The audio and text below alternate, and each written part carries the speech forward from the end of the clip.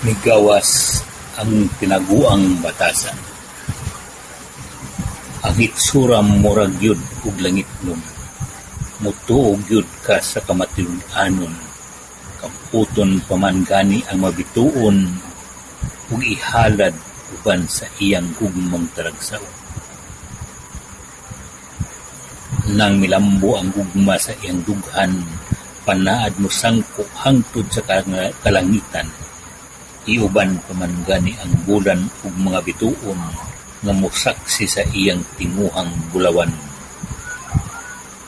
Diha iya kang gisangyaw sa mga katilingban ug gipanghambog sa iyang ginikanan nga ikaw pagasimbahon ug pagaludhan ipakita ang kabuutan niya way katapusan. Sa diyang milabay ang mga katuigan ug midaghan na ang mga anak nga bantayan.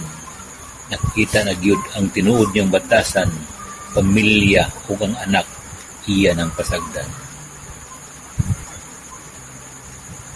Bisan sa kwarta ang uban iyang gitaguan, walay kalibutan ang asawang buutan, pero minaatua sa imnanan o kaubanan, nagpahayahay pero pamilya nasakitan.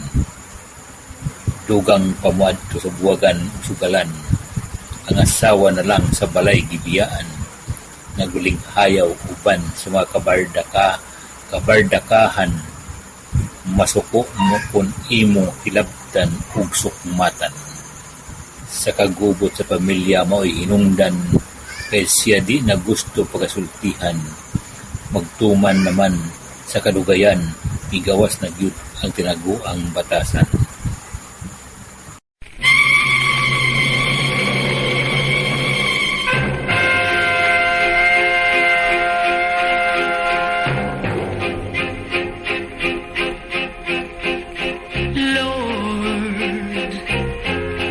Please hear my prayer. Teach me, oh Lord, how not to care. He's hurt me more than I can bear. Lord, I can no longer I can't take the pain of despair. God, please hear my plea. How to forget him